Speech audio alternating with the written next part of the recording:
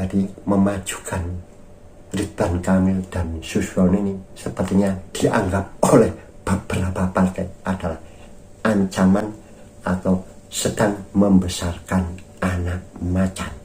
Sedangkan jika menjadikan Pramono Anung dan Rano Karno memang tetap membesarkan anak macan, tetapi anak macan yang bisa dijinakkan.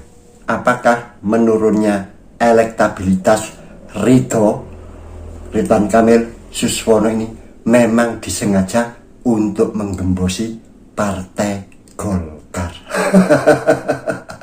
Ikuti terawangannya berikut ini. Assalamualaikum warahmatullahi wabarakatuh. Di mana saja Anda berada saat ini, hal yang paling ramai dibicarakan adalah masalah kontestasi politik di Pilkada DKI. Sepertinya ada yang anomali. Pasangan Ridwan Kamil Suswono ini beberapa hari yang lalu menjadi ramai karena adanya perbedaan hasil survei, terutama hasil survei LSI dan poll tracking. Bahkan karena perbedaannya yang cukup signifikan, poll tracking akhirnya dikenakan sanksi etik. Tetapi poll tracking tidak menerima sanksi tersebut, malah mengajukan diri keluar dari keanggotaan Persepi.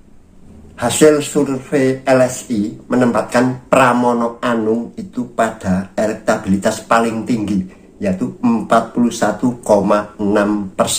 Sedangkan Ridwan Kamil Suswono memperoleh 37,4%.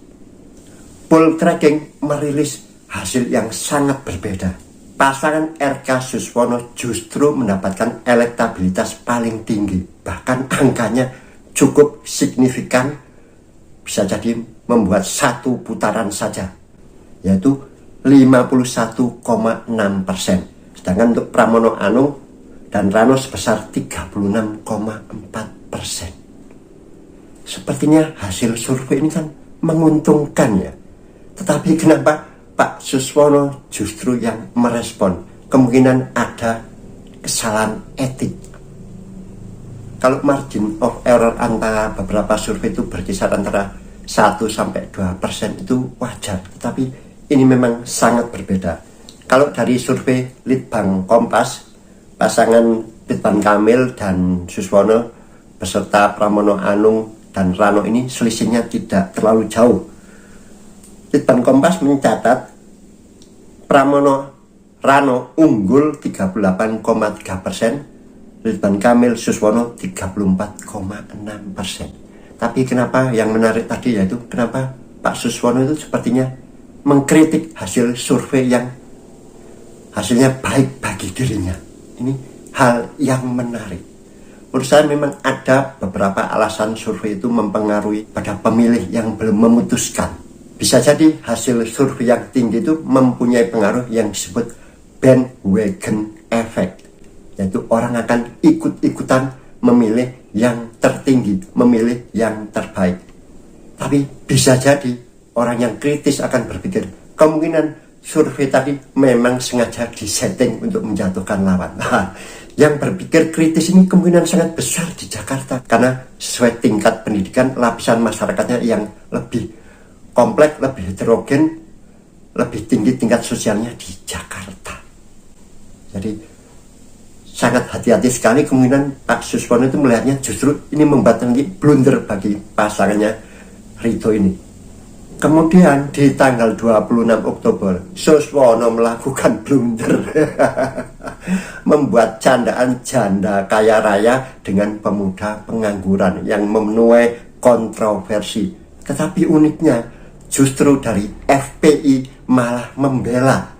Jadi FPI di dalam aksi 411-nya itu mempunyai dua tuntutan, yaitu adili Jokowi dan cari siapa pemilik akun dari Fufu Papa dan adili, tapi tanpa mengadili kasus Suswono.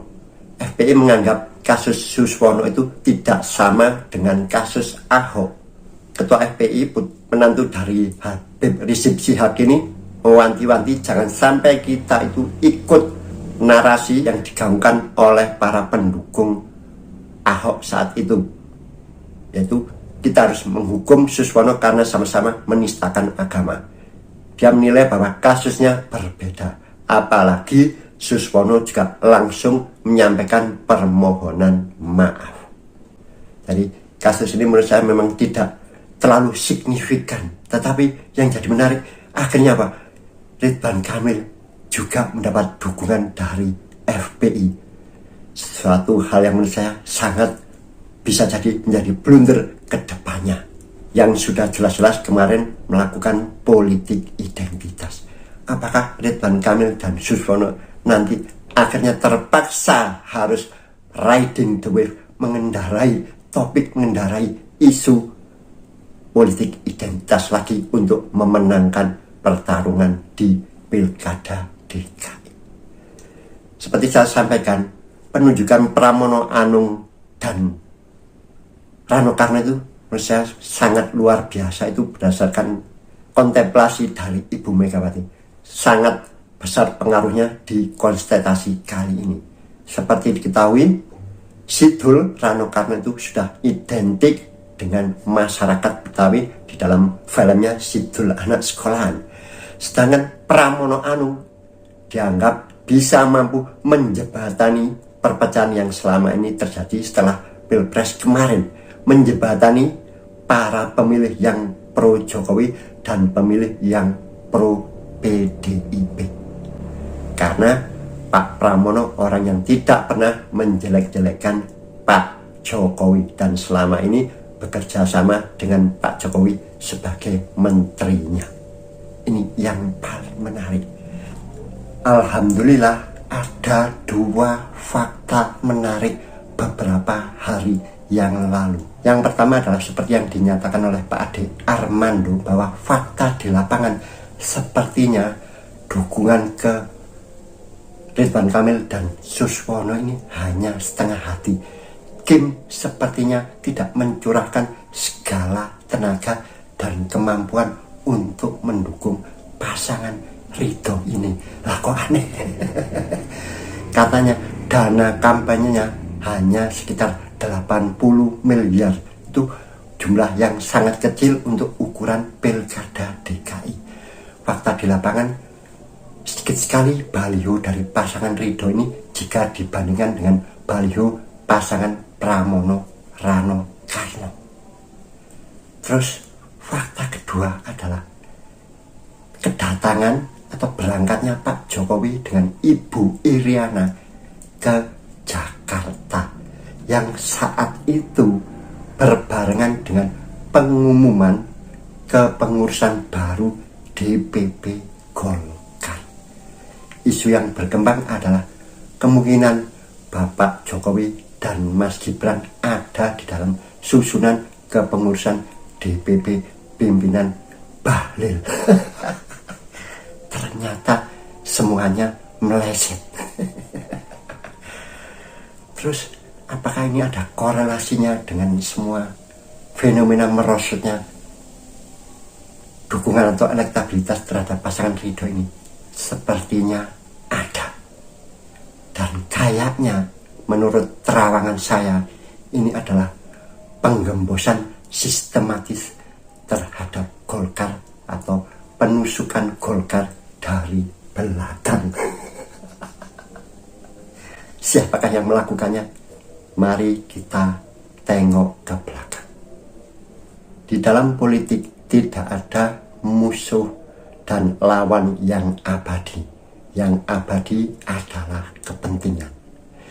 Yang kedua adalah fakta sejarah bahwa kedudukan dari pemimpin DKI atau gubernur DKI itu sangat penting untuk kedepannya. Sepertinya berdasarkan dari fakta sejarah, itu merupakan karpet merah untuk mencapai RI 1 maupun RI 2. Jadi bila hari ini ada koalisi, tidak menjamin bahwa 5 tahun lagi mereka itu masih bersama dalam satu gerbong. Itu fakta politik. Kemudian dari perolehan suara pileg secara nasional untuk DPR, nomor 1 adalah tetap PDIP 16,7%, meskipun mengalami penurunan dari sebelumnya 19%. Kemudian nomor 2 adalah Golkar, nomor 3 adalah Gerindra. Kenapa kita tidak berpikir bahwa ini adalah upaya dari partai-partai di bawah Golkar untuk mulai menggeser Golkar, atau bahkan nanti bisa menggeser posisi PDIP. Faktanya presiden sekarang ini bukanlah dari partai pemenang pemilu, bukan juga dari partai pemenang pemilu nomor 2, justru dari partai pemenang pemilu yang nomor 3, yaitu Gerindra. Mari kita kembali ke proses pencalonan Cagup DKI yang sangat kontroversial. Dimulai dari isu adanya cawe-cawe Mulyono untuk menghabisi Anies. Bagi saya itu memang fakta yang tidak bisa dipungkiri, meskipun tidak bisa dibuktikan.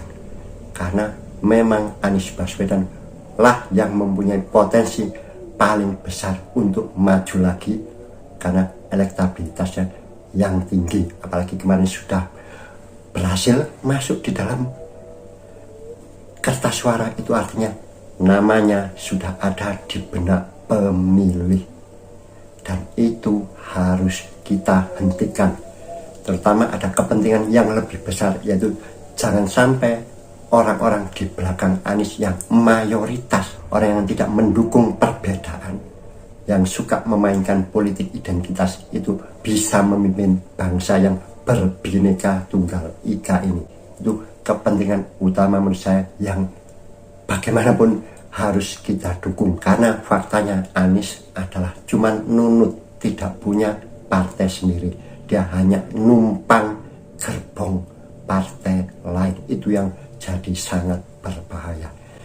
Ketika proses menggulingkan Anies itu berhasil, wacana berikutnya adalah mencoba memajukan cerah dari Mulyono, yaitu ada kemungkinan keputusan MA itu membuka peluang bagi Kaisang untuk maju menjadi cagup atau cawagup. Saat itulah terjadi perbedaan yang cukup tajam, yaitu haruskah Ridwan Kamil itu ke Jakarta atau ikut di Pilkada Jabar.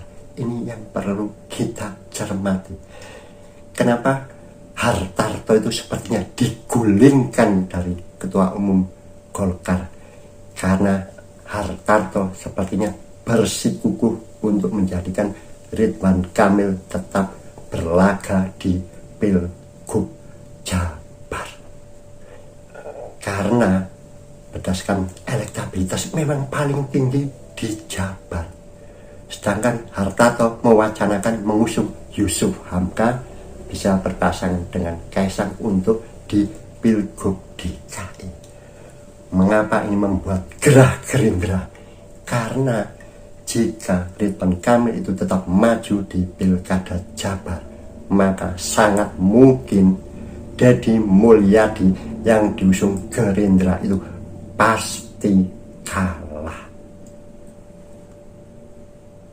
Maka ditebanglah si pohon beringin oleh Raja Jawa ini, digantikan si hulu balang, kata Tempo itu, yaitu si Bahlil Lahadalia.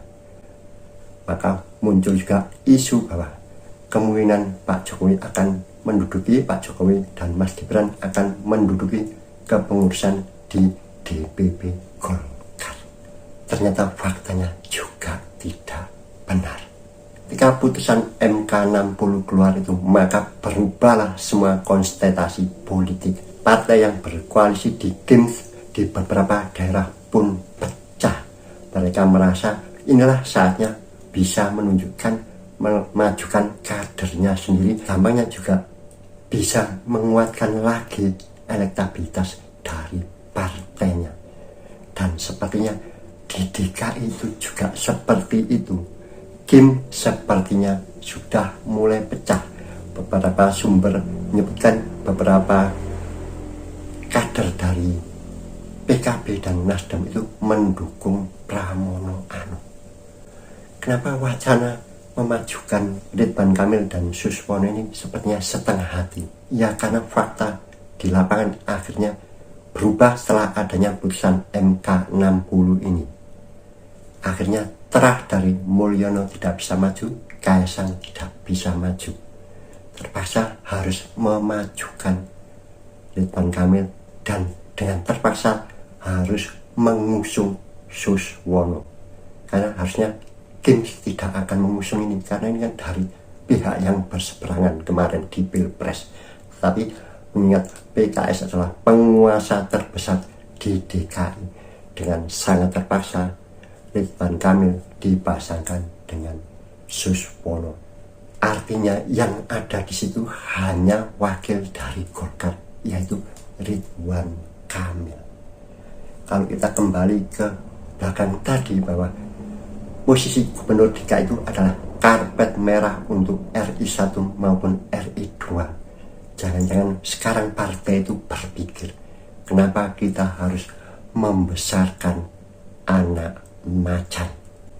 Seperti diketahui, elektabilitas dari Pak Ridwan Kamil itu memang di DKI tidak seberapa tinggi, tapi secara nasional beliau itu telah dianggap sebagai tokoh yang moderat, tokoh yang mewakili generasi muda, generasi yang sangat potensial untuk diambil suaranya. Ceruk terbesar perolehan suara dari Pileg dan Pilpres itu adalah dari generasi muda. Bisa jadi ini adalah langkah Golkar untuk memuluskan 5 tahun lagi agar punya kandidat presiden, bukan mengusung dari partai lain. Sepertinya ini yang akhirnya dibaca dan disadari oleh partai-partai lain, terutama ya Gerindra. Bisa jadi sekarang Gerindra akan mikir 2 kali. Bisa jadi nanti 5 tahun lagi pasangan dari Prabowo Gibran ini akan menghadapi pasangan dari Golkar yang diusung Golkar. Sangat mungkin sekali, kita tidak pernah tahu. Dan apakah Gibran itu masih tetap bertahan 5 tahun lagi mendampingi dari Pak Prabowo, kita tidak pernah tahu. Artinya saat ini posisi Mas Gibran itu tidak dalam kondisi yang kuat selama dia tidak masuk dalam partai. Makanya wacana adanya Pak Jokowi dan Mas Gibran masuk ke Golkar itu sangat-sangat penting kita cermati. Sepertinya yang sangat mengharap ya Golkar, dan saya yakin semua partai di Indonesia itu bahkan secara terang-terangan PAN itu membuka lebar-lebar, silahkan masuk ke partai saya. Siapa yang tidak ingin legitimasi dari Pak Jokowi yang 80% itu tidak masuk ke suatu partai, tentunya sangat berpengaruh untuk masa depan partai, untuk meraup pendulang suara.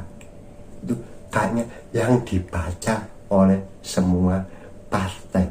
Dan hari ini kemungkinan adalah terjadi perebutan yang sangat masif untuk menarik Pak Jokowi atau Mas Gibran untuk masuk ke partainya. Dan terbukti Golkar gagal memasukkan Pak Jokowi dan Gibran ke dalam partainya. Balil menyebut, ya ini barang partai. Ya memang partai. Siapa yang meragukan ini? Kalau doa dijabai oleh Tuhan, kemungkinan Pak Jokowi Gibran bisa masuk ke DPP Golkar. Sepertinya kegagalan mengusung Jokowi dan Gibran ke dalam kepengurusan DPP Golkar itu bukan karena kesalahan DPP Golkar sendiri atau ada penolakan dari internal Golkar.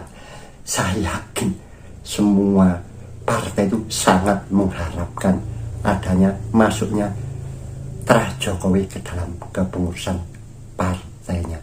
Lebih tepatnya kegagalan Golkar mengambil Jokowi dan Gibran itu adalah adanya unsur rebutan antar partai. Dan bisa jadi memang inilah keputusan terbaik dari Pak Jokowi saat ini. Kalau beliau saat ini memutuskan untuk masuk di dalam Golkar, Pak Jokowi atau Mas Gibran masuk, itu kemungkinan adalah secara tidak langsung sudah membuka front, membuka perang terbuka dengan Gerindra. Ada kemungkinan 5 tahun ke depan Golkar akan memajukan Gibran sebagai pesaing dari Prabowo. Jadi artinya kelihatan sekali saat ini bahwa ada upaya untuk mulai menggembosi, mulai menusuk dari belakang Golkar supaya tidak bisa mengusung sendiri capresnya, karena kemungkinan ada nanti perubahan presiden threshold. Bisa jadi di DPR nanti ada perubahan menurunkan batas. Loh, terus bagaimana jika yang maju akhirnya, kalau kita mengalahkan Ridwan Kamil dengan Suswono, yang maju menang nanti Pramono Anung dan Rano Karno, mereka sudah berhitung, tidak ada masalah. Yang pertama adalah kemungkinan Pramono Anung itu tidak akan mau maju menjadi calon presiden. Pramono Anung kemarin menyebutkan bahwa majunya dia di Pilgub DKI itu pun hanya karena menuruti perintah, menghormati perintah Ketua Umum Megawati. Pramono menyampaikan bahwa anaknya aja sudah menjadi bupati. Jadi artinya Pramono Anung itu memang bukan tipikal orang yang berambisi. Dan untuk Bang Dul, iya kemudian dia juga bisa maju. Tetapi mereka partai-partai lain juga berhitung berapa kekuatan PDIP. Apalagi PDIP sepertinya sudah memberikan sinyal ada di luar pemerintahan. Artinya kemungkinan bisa mengusung, tetapi dukungannya di parlemen hanya sedikit. Dan disitulah perolehan nomor 2 dan 3 dan di bawahnya Golkar, Gerindra, PKB mulai berusaha menggeser posisi, saling berusaha kalau bisa menggeser Golkar, apalagi bisa menggeser PDIP di pemilu yang akan datang. Jadi memajukan Ridwan Kamil dan Suswono ini sepertinya dianggap oleh beberapa partai adalah ancaman atau sedang membesarkan anak macan. Sedangkan jika menjadikan Pramono Anung dan Rano Karno memang tetap membesarkan anak macan, tetapi anak macan yang bisa dijinakkan. Semoga terawangan ini memberikan hiburan bagi Anda. Salam cerdas dan waras. Wassalamualaikum warahmatullahi wabarakatuh.